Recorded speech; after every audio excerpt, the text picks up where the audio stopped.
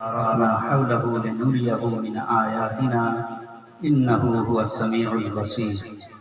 صدق الله العظيم. إن الله وملائكته يصلون على النبي يا أيها الذين آمنوا صلوا عليه وسلموا تسليما. اللهم صل على سيدنا مولانا محمد وعلى آل سيدنا مولانا محمد صلوا على محمد صل على محمد हरदम सबास्ते निकालो पाक नामे मोहम्मद हरदम सबास्ते निकालो शफीअना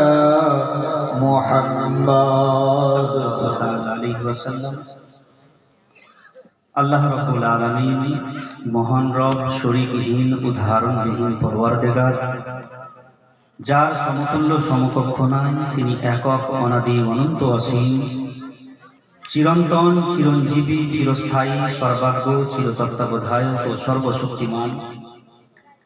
তিনি জনক নন এবং জাতক নন এবং মুখাপেক্ষীও নন। তিনি একমাত্র স্রষ্টা, সমগ্র জগৎ তারই সৃষ্টি, সমগ্র সৃষ্টির তিনি একমাত্র রব। তারপরে পরে আমার আপনার নবী তথা সারা বিশ্বের নবীর প্রতি শতকোটি দরুদ ও সালাম বর্ষিত হোক। সকলেই বলি আল্লাহুম্মা আমিন। আমি লম্বা চওড়া ভূমিকা বানতে চাই না, কারণ রাত্রি অনেক হয়েছে, আশ্রতাও খুব কম।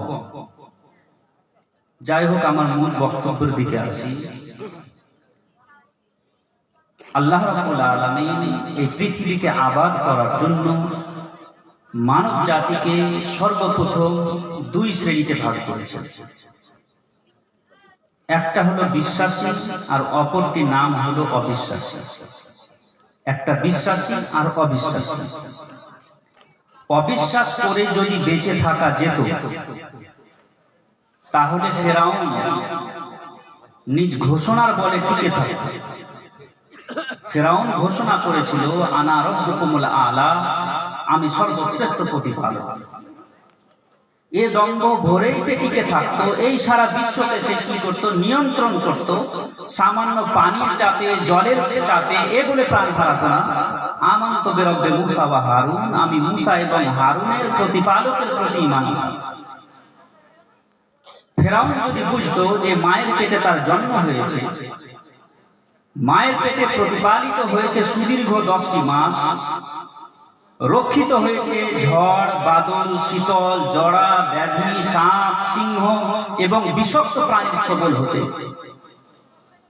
ফেরাউন যদি জানতো বা বুঝতো যে জন্ম মৃত্যু তার হাতের মুঠোয় নাই, তরুলতা বৃক্ষরাজ সে সৃষ্টি করতে জানে না, বিভিন্ন স্বাদে গন্ধে আকৃতিতে সে নির্মাণ কাজ সম্পন্ন করতে জানে না, তাহলে সে কিছুতেই বলতো না আমি সর্বশ্রেষ্ঠ প্রতিপালক।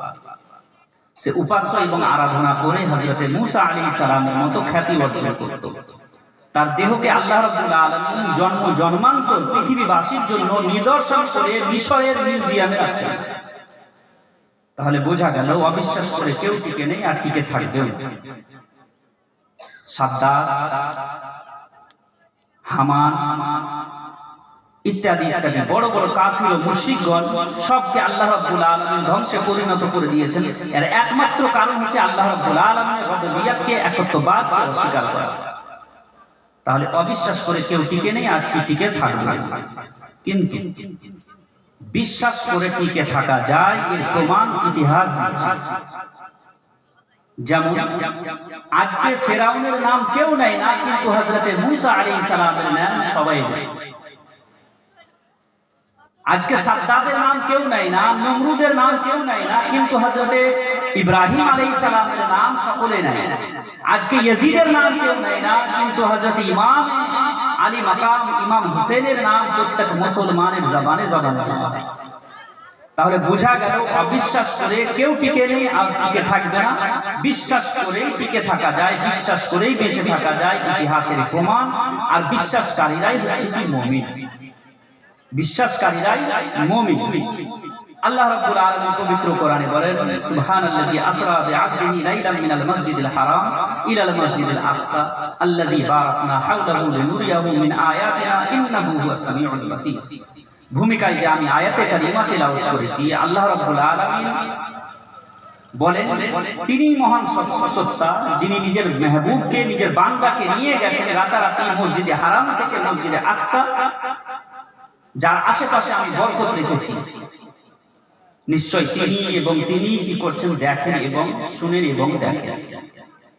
যদিও বা এই আয়াতে কারিমা আমরা প্রত্যেক নামাজে পড়ি, নামাজে আমরা শুনি, কিন্তু এই আয়াতের ব্যাখ্যা অনেক বেশি। বিশ্বাসকারী হচ্ছে তারাই ইউমিনুনা বিল গায়ব, যারা গায়বের উপরে ঈমান রাখে। আমি মা বোনেদেরকে বলবো যে আপনারা চেঁচামেচি করবেন না। আজকের আমার বক্তব্য মা বোনেদের জন্যই হবে। আল্লাহ রাব্বুল আলামিনের পবিত্র রাসূল সাল্লাল্লাহু আলাইহি ওয়াসাল্লাম কাবার চত্বরে বসে যখন বলতে লাগলেন যে আমি রাতারাতি মসজিদে হারাম থেকে মসজিদে আকসা এবং সেখান থেকে রাসূল করিম সাল্লাল্লাহু আলাইহি ওয়াসাল্লাম বলেন আমি সিদরাতুল মুনতাহা এবং লা মাকা এবং আল্লাহ রাব্বুল আলামিনের সাথে দিদার করে আমি এসেছি, মক্কাবাসীরা হাসতে লাগলো যে এরকম মিথ্যা অপবাদ, এরকম মিথ্যা কথা আমার নবী বলতে, আমার নবীর ব্যাপারে এরকম বলতে লাগলো যে নবী মিথ্যা কথা বলতে। সকাল সকাল হযরতে সিদ্দিক আকবরের বাড়ির দরজাতে গিয়ে খটখট করে দরজায় আওয়াজ দিয়ে বলছে, হে আবু বকর সিদ্দিক বেরিয়ে আসো, তোমাদের নবী দেখো কিরকম কথা বলে। সে নাকি রাতারাতি মসজিদে হারাম থেকে মসজিদে আকসা, সেখান থেকে লা মাকা আল্লাহর সাথে জিয়ারত করেছে। হযরত আবু বকর সিদ্দিক সর্বপ্রথম তো বলেন যে এরকম কথা আমার নবী বলতে পারে না। আনতুম তাকযিবুনা আলাইহি, হে মক্কাবাসী তোমরা আমার নবীর প্রতি মিথ্যা অপবাদ দিচ্ছ, আমার নবী কখনো এরকম কথা বলতে পারেন না। যদি এটা স্বপ্ন হতো, আমি যদি বলি গত রাতে আমি লন্ডন, আমেরিকা, জাপান, জার্মানি, মিশর এবং তারপরে দিল্লি এয়ারপোর্টে নেমেছি, কে বিশ্বাস করবে?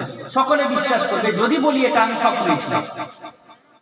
কিন্তু যদি বলি যে রাতারাতি আমি সত্যি ফ্লাইটে করে আমি মিশর, দুবাই, কুয়েত, সৌদি ঘুরে আমি এসেছি, কেউ বিশ্বাস করে না। মক্কাবাসীরা এই জন্যই বিশ্বাস করেন যে সর্বপ্রথম তো হুজুর সাল্লাল্লাহু আলাইহি ওয়াসাল্লাম বলেননি যে আমি স্বপ্নে গেছিলাম, রাসূল সাল্লাল্লাহু আলাইহি ওয়াসাল্লাম বলেন আমি সশরীরে গেছিলাম। তাই তো মক্কাবাসী হযরত আবু বকর সিদ্দিকের দরওয়াজায় এসে বলতে লাগলো যে হে আবু বকর সিদ্দিক বেরিয়ে আসো, আমার নবী দেখো কিরকম কথা বলে।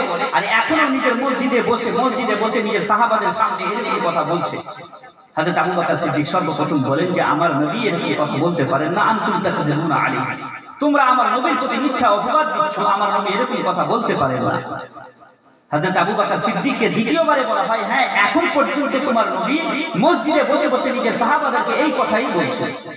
হযরত আবু বকর সিদ্দিক একটু থেমে গিয়ে বলছেন যে সত্যিই কি আমার নবী এখনো মসজিদে বসে নিজের সাহাবাদেরকে এরকম কথা শোনাচ্ছেন? কাফির ও মুশরিকরা, মক্কার কাফির ও মুশরিকরা বললেন হ্যাঁ এখনো তিনি কি করছেন, মসজিদে বসে নিজের সাহাবাদেরকে এরকম কথা বলছেন। হযরত আবু বকর সিদ্দিক সেই সময় যে কথাটি বলেছিলেন সেটা হচ্ছে এই যে যদি আমার নবী এরকম কথা বলেছেন তাহলে সঠিক বলেছেন। সুবহানাল্লাহ, যদি আমার নবী এরকম কথা বলেছেন তো সঠিক বলেছেন। মক্কাবাসীরা হতবাক। এক্ষুনি যে আবু বকর তুমি বলছিলে যে তোমরা আমার প্রতি মিথ্যা অপবাদ দিচ্ছ, আমার নবীর প্রতি মিথ্যা অপবাদ দিচ্ছ, আনতুম তাকযিবুনা আলাইহি, আর তোমরা এক্ষুনি বলছো যে আমার নবী যদি বলেছেন তাহলে সঠিক বলেছেন, এটা কিভাবে? এটা বুঝতে পারলাম না। হযরত আবু বকর সিদ্দিক বলেন আরে মক্কাবাসী শোনো, এটা তো সাধারণ কথা, এটা তো সামান্য কথা, যেখানে নবী বলেছেন যে আমি মক্কা থেকে কি করেছি, মসজিদে হারাম থেকে সিদরাতুল মুনতাহা, সেখান থেকে লা মাকা গেছি, সেখান থেকে আল্লাহ রাব্বুল আলামিনের সাথে জিয়ারত করে এসেছি, ৯০,০০০ কথা বলে এসেছি, এটা তো সামান্য কথা। এর থেকে বড় আশ্চর্যের কথা আমি আমার নবীর কাছ থেকে শুনে আমি বিশ্বাস করি। সুবহানাল্লাহ। হযরত আবু বকর সিদ্দিককে বলেন মক্কাবাসী যে হে আবু বকর সিদ্দিক, এর থেকেও কি কোনো আশ্চর্যের কথা আছে? এর থেকে আবার বড় আশ্চর্যের কথা কি আছে? হযরত আবু বকর সিদ্দিক সেই সময় বলেন যে হ্যাঁ এর থেকে বড় আশ্চর্যের কথা আছে, সেটা হচ্ছে এই যে আমার নবী বলেছেন আল্লাহ এক, তো আমরা না দেখে বিশ্বাস করে নিয়েছি যে আল্লাহ এক। আমার নবী বলেছেন জান্নাত আছে, আমরা না দেখে বলে দিয়েছি জান্নাত আছে। রাসূল সাল্লাল্লাহু আলাইহি ওয়াসাল্লাম বলেছেন জাহান্নাম আছে, আমরা না দেখে আমরা রাসূলের কথা শুনে বিশ্বাস